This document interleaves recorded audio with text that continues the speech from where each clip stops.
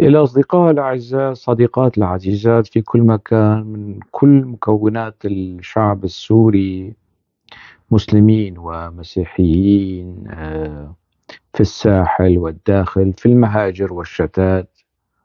إيبار باش، مساء الخير.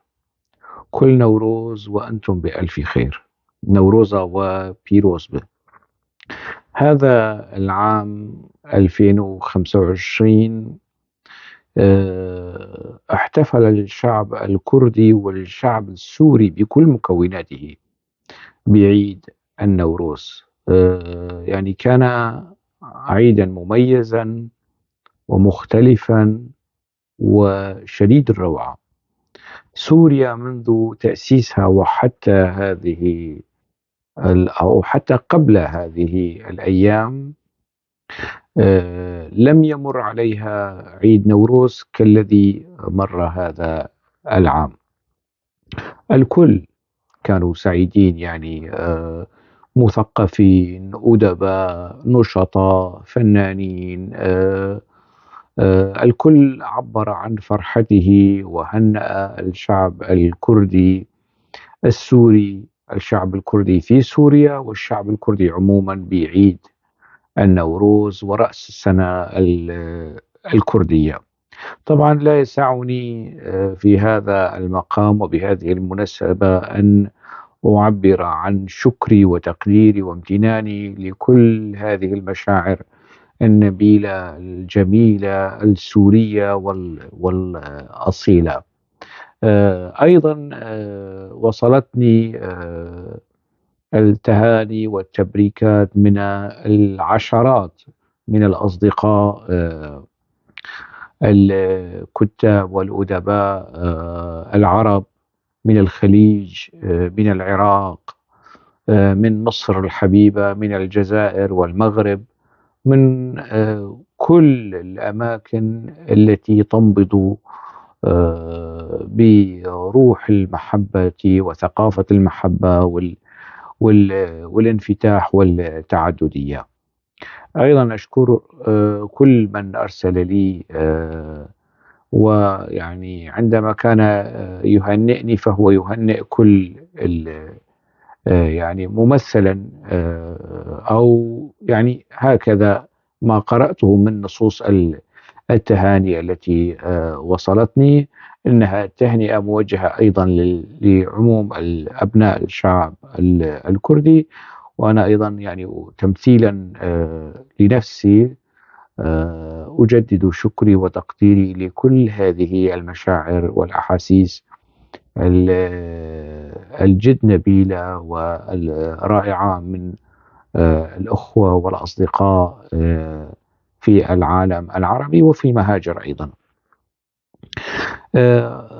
في هذه الأثناء أتذكر تلك الأيام العصيبة في المدرسة، عندما كانت المعلمة تمنعنا من الذهاب إلى عيد النوروز حتى ولو صادف هذا العيد يوم الجمعة، يوم العطلة الرسمية. يعني دائما كانت هنالك حجج يختلقها المدرسون والمدرسات المفروزين من قبل نظام حزب البعث لكي يعربونا، يعني ويبعدونا عن أي شيء، أي ملمح له علاقة بالهوية الكردية. ذكرت ذلك سابقا في حوارات عدة، أنه في السنة الأولى من المدرسة في الدراسة الابتدائية ضربتني المدرسة على يدي، وكانت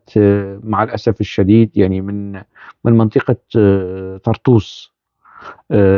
ذلك أن النظام كان يوفد إلينا المدرسين والمدرسات أغلبهم من المناطق الساحلية، لكن مع وجود يعني نماذج من دمشق ومن درعا ومن مناطق أخرى متعددة.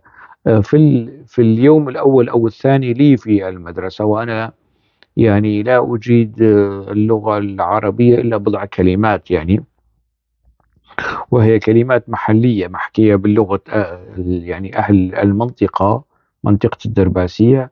في تلك الفترة، يعني أول دمعة ذرفتها عيني في المدرسة كانت نتيجة العصا التي تلقيتها من المدرسة، لأنها وبختني وزجرتني وقالت يعني لا تحكي بهذا اللسان الأعوج. وهي كانت هذه العبارة يعني بقيت محفورة في ذاكرتي، ولن يعني لن تلمحها يعني. طبعا محفورة بذاكرتي بحبر بعثي قومي متطرف وفاشي وعنصري يعني. لكن أنا أكون كل الحب لأهل الساحل السوري، من طرطوس وجبلة ومن مناطق اللاذقية، وحتى من المناطق حمص وحماة وحلب. وأنا شفت يعني في فترات الدراسة الكثير من المدرسات الجميلات اللاتي أدين لهن بمحبتي للغة العربية ومحبتي للأخوة والأخوات العرب وللثقافة العربية، وكذلك يعني جزء مهم من كراهيتي للتطرف القومي، في سواء كان عربيا أو كرديا، منشأه سلوكيات حزب البعث العربي الاشتراكي، مشاريعه العنصرية. ذكرت أنه في أيام حتى ولو صادف 21 آذار يوم العطلة الرسمية، كانت المدرسة بأمر يعني من الإدارة ومن الأمن ومن السلك التدريسي ككل منع الأطفال من الذهاب إلى أعياد النوروز. عمليات التعريب الممنهجة التي كان يمارسها علينا نظام البعث يعني كانت تتبدى ويعني تعطينا إشارات بأننا مختلفون عن باقي. لماذا يعني تمنعنا المدرسة أو المدرسة من الذهاب إلى عيد نحن أيضا لا نفهم يعني كنه وجوهر هذا العيد؟ أطفال بعيدون عن القضايا يعني مستويات الوعي، مستوى وعي طفل يعني. شو بده يميز ما بين الجانب القومي والخلفيات السياسية والقضايا ذات الصلة فيما يتعلق بالهوية القومية؟ يعني ما كنا بنعرف هذه التفاصيل. حزب البعث بمشاريعه العنصرية بسياساته القمعية هو الذي خلق لدى الكرد كبارا وصغارا، يعني من سن السابعة وحتى سن ال70، ذلك التشبث والتمسك باللغة الكردية والهوية الكردية والثقافة الكردية والأعياد الكردية، رغما عن أنف نظام البعث في 63 وفي 66 وفي 70 وحتى فترة قريبة جدا.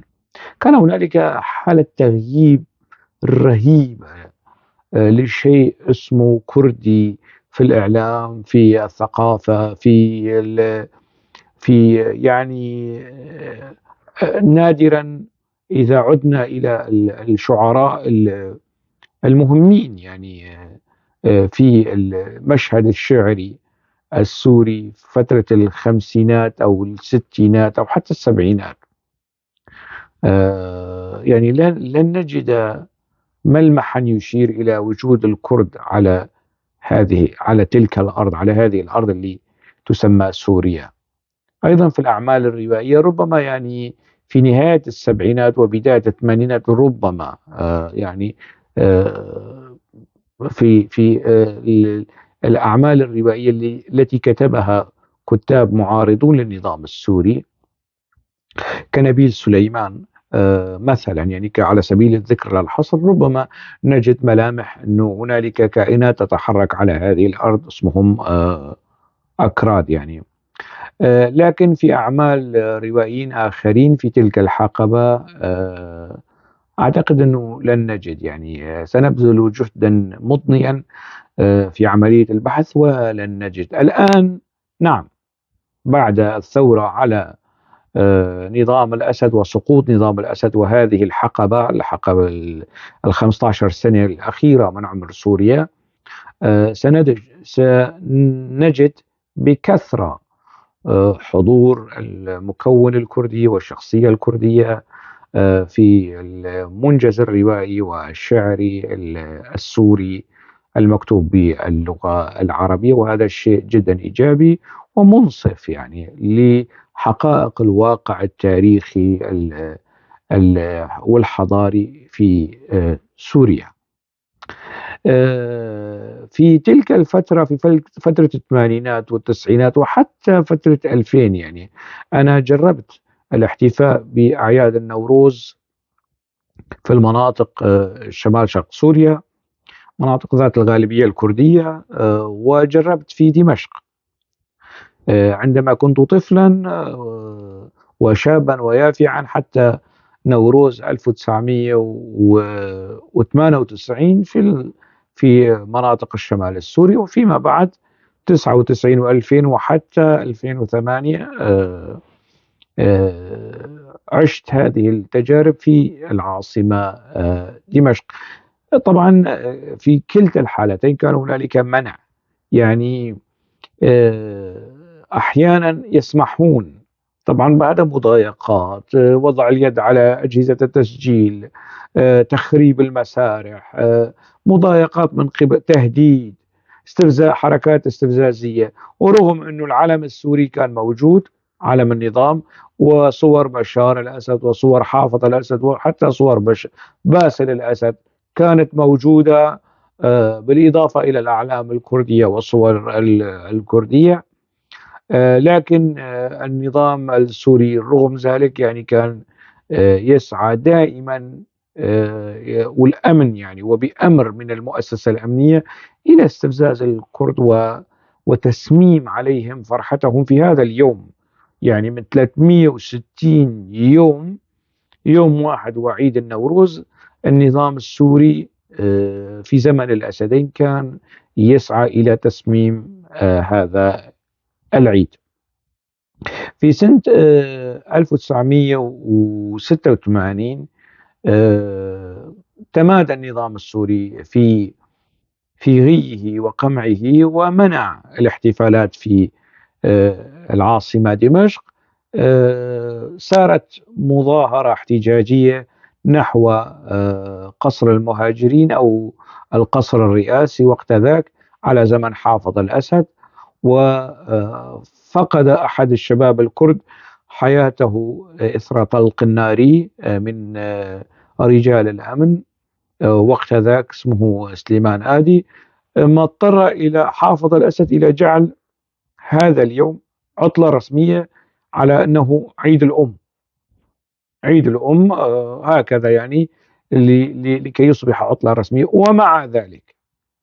ومع ذلك دائما يعني في المناطق الكردية حتى أنه عطلة رسمية أو صادف يوم الجمعة في أيام العطل العادية، كان النظام السوري يتدخل في المدارس، في المرحلة الإعدادية، في المرحلة الثانوية، وفي المرحلة الابتدائية، في كل مراحل التدريس، ويمنع ويقمع كل من لا يمتثل لأوامر المنع ويذهب إلى احتفالات عيد النوروز. طبعا الشباب والأطفال ما كنا نمتثل لهذه الإنذارات والعقوبات، طز يعني شو، خاصة يعني أنا كنت من المتفوقين في الدراسة، فما يعني ما كان يشغلني إنه في تتدنى درجاتي في أو أتلقى عقوبة معينة مثلا من المدرسة نتيجة موقف سياسي من المدرسة ضدي كطفل يريد الذهاب إلى الاحتفال بالعيد. طبعا هذا السلوك الدنيء والخسيس من النظام السوري لا يمكن أن يتفهمه يعني باقي مكونات الشعب السوري إلا إذا عاشوا هذه التجربة. يعني أهل السنة والجماعة لا يمكن تفهم هذه الحالة إلا إذا منع عليهم الاحتفال، لنفترض جدلا مثلا بعيد الأضحى أو بعيد الفطر، يعني بعيد له علاقة بالهوية الدينية أو الثقافية أو المذهبية. طبعا أنا لا أخلط ما بين الدين والقومية في هذا الموضوع، لكن مسألة الهوية، تكوينات الهوية، مركبات الهوية، مثلا لنأتي يعني أي عيد آخر يعني يتعلق لنفترض مثلا منع عاشوراء أو أي عيد، لأنه الأعياد القومية، أو مثلا منع العيد السرياني، عيد لمكون قومي يعني، أو مثلا أين عيد الاستقلال أو يوم الاستقلال، إذا النظام السوري مثلا منع هذا العيد أو غيره أو عبث في هذا التاريخ، وطبعا لأسباب ولأغراض سياسية. وقت ذاك يمكن لمكونات الشعب السوري الأخرى أن تتفهم حجم هذه المعاناة التي عشناها.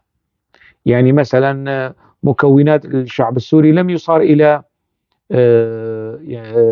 ربطهم أو فرض مشاريع عنصرية عليهم كالحزام العربي، كالتجريد من الجنسية، كسلب الأراضي، ووضع الأراضي، النظام يده على أراضي الأقطاعيين، واستجلاب مواطنين آخرين من محافظات أخرى وتوطينهم ومنحهم قرى نموذجية في المناطق الشمال السوري. كل هذه الاضطهاد، تطبيقات الاضطهاد القومي معطوفا عليها الاضطهاد الوطني، نحن عايشنا. فبيطلع لك واحد بيقول كنا مقموعين. نعم، لكن هنالك طبقات، هنالك مستويات لهذا الأمر. يعني اللي بيقول لي إنه كلنا سوريين وكلنا كنا مقموعين، كان مسموح له يسجل ابنه معاوية، أو يسجل ابنه العلي أو الحسين أو يزيد أو أي تسمية، يعني ما كان هنالك فيتو أو منع أو تحت طائلة العقوبة أن تسجل ابنك أو باسم كردي.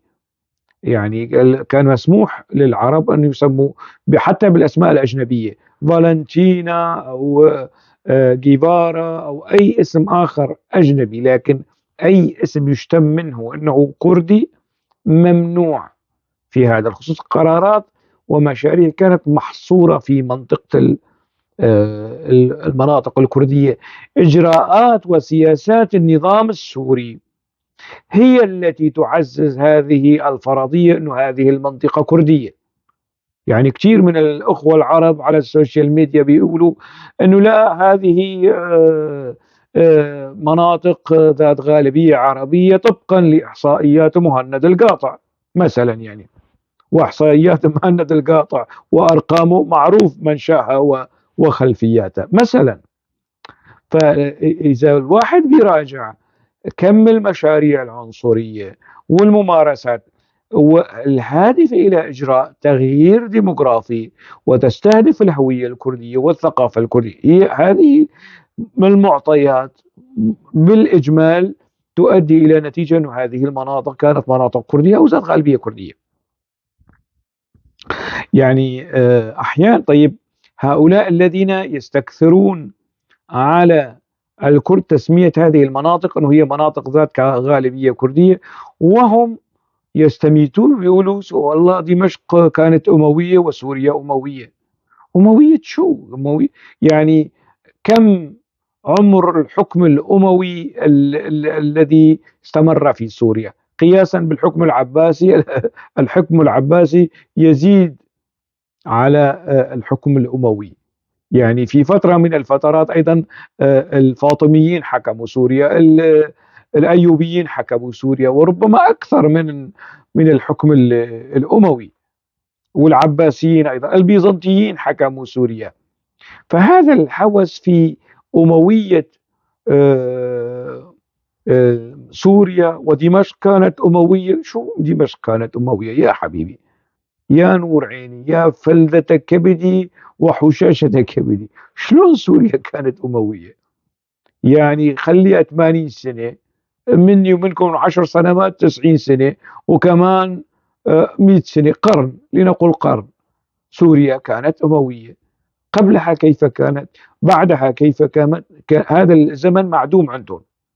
ومع ذلك، ورغم أن الكرد موجودين يعني في دمشق وفي الساحل السوري وموزعين في كل، يعني حتى درعا فيهم أكراد، يعني عوائل ذات تنحدر من أصول كردية، لكن يمتعضون ويستنكرون ويستهجنون تسمية المناطق، انه لا، هي مناطق ذات غالبية عربية وانتم جايين من المريخ او من هذا الكلام الشعبوي.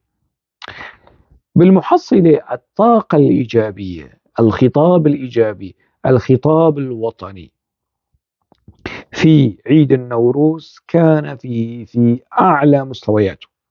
أنا لم أشهد مستوى من الإيجابية ومن الوطنية ومن الانفتاح في لدى الشركاء ومكونات الشعب الكردي فيما يتعلق بالموضوع الكردي وعيد النوروز. مكونات الشعب السوري أقصد. لم أشهد مستوى عاليا جميلا قياسا بما يعني شهدته في اليومين الآخرين. وآمل وأتمنى أن يستمر، أن لا يحدث هنالك نقوص أو يعني انتكاسة في مستوى هذا الخطاب من الجانب الكردي ومن الجانب السوري ككل. صحيح أنا لم أرى أنه هنالك تهنئة صدرت من أحمد الشرع، ويفترض أن يهنئ أبناء الشعب السوري من الكرد بعيدهم القومي برأس السنة الكردية، لكن هذا لم يصدر. ربما لأنه هو خايف، ربما أنه بيحسب حساب يعني رفاقه وقادة جبهة النصرة، وبيقولوا أنه هذا عيد مجوسي وعيد عبدة النار من الفبركات والتلفيقات والأكاذيب والأباطيل والأضاليل. يعني ربما الزلمة بيحسب حساب هالقصة هاي. لكن أنا المهم لدي أكثر من تهنئة أحمد الشرع، تهنئة مازن ناطور ورفاقه من الفنانين والمبدعين. يعني لا يحضرني الآن كل الأسماء، لكن كانت الأسماء بالعشرات على السوشيال ميديا، في الفيديوهات، في القنوات التلفزية، على المنصات المرئية أو منصات الديجيتال. كل هذه التهنئات وهذا الخطاب يعني في تقديري أحرج. إذا يعني أحمد الشرع يشعر شوي هيك بالحرج في هذا الخصوص، ووزير أحرج وزير خارجيته الشيباني اللي كتب تغريدة في بدايات الحكم باللغة الكردية، وتفاعلنا في هذا الخصوص. لكن أنا لم أرى، يعني لم يغرد. ربما كانت تغريدة لمرة واحدة فقط يعني وانتهى الأمر. لم يهنئ ولم يغرد، لم يكتب بالكردي في مناسبة مهمة وكبيرة كمناسبة عيد النوروز، هذا العيد القومي الكردي، وهو عيد للفرس أيضا، وعيد لمكونات أخرى ولشعوب أخرى أيضا تشاطر الشعب الكردي هذا اليوم الجميل. لكنني أعول على هذه الطاقة الإيجابية الجميلة السورية الوطنية، وأكثر من تعويلي على نظام أحمد الشرع. يعني أقول وجهة نظري بصراحة، وأتمنى أن يثبت لي نظام أحمد الشرع بقضه وقضيده وعجره وبجره وموسى عمره أنني كنت مخطئا في هذا الموقف. أنا أتمنى أن أكون مخطئا، وأن يكون لا، أن هذا النظام بالفعل محل تعويل، ويعني ترفع له القبعات. هذا برسم النظام هو الذي ينبغي أن يؤكد لي في هذا الخصوص. لكن تعويلي على هذه المشاعر والطاقة الإيجابية الجميلة التي يا ليتها تستمر، لأنه هذه الطاقة الإيجابية، هذه المشاعر النبيلة تلغي أو تقلل من تأثير الخطابات النمطية والمواقف التقليدية المسبقة من الكرد ومن القضية الكردية وتفاصيل المشهد الكردي. هذه السنة أيضا لاحظنا أنه في تركيا رأس النظام التركي ومرجعية النظام في سوريا في دمشق، هو أيضا احتفل بعيد النفروز. عيد النفروز هيك كان مكتوب. طبعا اللقاليق السوريين الموجودين في تركيا بطريقة أو بأخرى بإمكانهم أن يفتوا أن هذا العيد ليس عيد الكرد وإنما عيد للترك ومن القصص. لكن لا يوجد شيء في اللغة التركية في التصريف الذين يعني يجيدون اللغة التركية أو تعلموا اللغة التركية، أنه تفكيك هذا الاسم نوروز. هل الاسم المركب هذا ليس لديه ما يعادله ويوازيه ويطابقه في اللفظ والمعنى في اللغة التركية؟ فمن أين وكيف تحول عيد النوروز إلى عيد تركي وصار يسمى نفروز، يعني بقلب الواو أو الدبليو إلى في، وهذا معتمد في اللغة التركية، لأنه يلفظون، يعني لا يقولون وطن، يقولون فاتان، فاليد، يعني هكذا ينطقون الدبليو أو حرف الواء يعني. وبالتالي فليقولوا ما يقولون، مش مشكل. يعني يطلع رجب طيب أردوغان يحتفل مع الجمهوريات ومع التركمان ومع الطاجيك والأوزبيك وكل المكونات العرق التركي في آسيا الوسطى، فليحتفل، مش مشكل. يعني هذا الكرد لم يحتكروا هذا العيد ولم يقولوا أنه هذا عيد كردي محض. هنالك سند تاريخي وسند أسطوري كردي يدعم ويعزز السردية الكردية. أيا تكن الأمور، الأتراك احتفوا في يوم من الأيام كانت أن ألوان العلم الكردي الأخضر والأحمر والأصفر ممنوعة حتى في إشارات المرور. يعني هذه الأعلام ممنوعة. أنا أذكر أختي التي تكبرني وبيننا أخي الراحل سيامند، اسمها نوروز، ولدت في يعني في ليلة 20 من آذار، ليلة إضرام شعلة النوروز، يعني وأسميناها نوروز. وقت ذاك في سنة 72 أو 73 حسب، ما عاد أذكر المواليد بالضبط.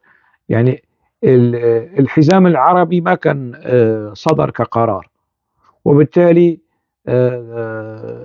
يعني جرى تسميتها وتسجيل اسمها كنوروز. أنا اسمي هوشنك كان ممنوع، يعني أنا مواليد 76 بعد إصدار المرسوم العنصري المشروع الحزام العربي. لم أتمكن من تسجيل اسمي في السجلات الرسمية بموجب عبقرية حافظ الأسد ومشاريعه العنصرية الفاشية الهادفة إلى تعريب الكرد. أختي نوروز في إحدى المرات ومسابقات الطلائع آه، شاركت في الأعمال اليدوية أو هيك شيء، فعملت فلاح بالمعجون سرواله أخضر وقميصه أصفر واليلك تبعه ما بعرف شو بنسميها بالعربي، بدون كم، كانت أحمر. وأتى المراقب لكي يقيم الأعمال وقال إنه هذا العمل مرفوض. ليش مرفوض رغم إنه يعني هي أتقنت الشغل المجسم اللي سوته؟ قلت له أنت وظفتي العلم الكردي في التكوين التشكيلي أو التكوين الفني، فهذا مرفوض. طيب في منتصف الثمانينات، كان ذلك في منتصف الثمانينات، أنا كنت يا صف أول أو صف ثاني، ما عاد أذكر بالضبط هيك. لا كنت صف ثاني. ف ما الذي أخبر هذا الأستاذ المراقب، وهو لم يكن من أبناء المنطقة طبعا، يعني إما من الساحل أو من دمشق أو من محافظة أخرى أو من دير الزور، يعني كان لديه علم مسبق بأنه هذه الألوان إذا استخدمها الأكراد فهذا يعني هذه دلالة على الهوية القومية والنزوع القومي. إذا استخدمها العرب مش مشكلة، العرب ما عندهم هالمسألة، لكن لأنك كردية ولأن اسمك نوروز أوسي واستخدمت هذه الألوان فممنوع، مرفوض. إلى هذه الدرجة، والتدخل في ألعاب الأطفال وفي تكوينات ألعاب الأطفال.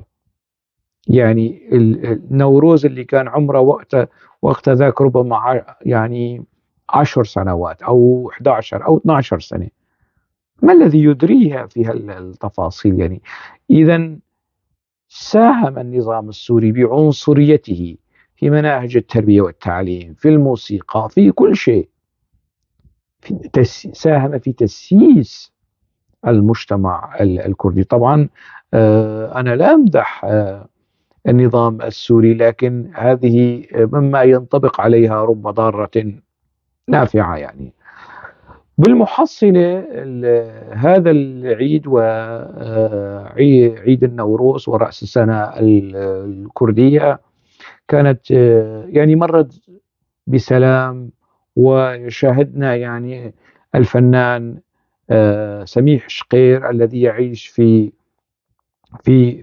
فرنسا، وهو من أهل سويداء القلب، أهل جبل العرب الأشم، من جنوب سوريا.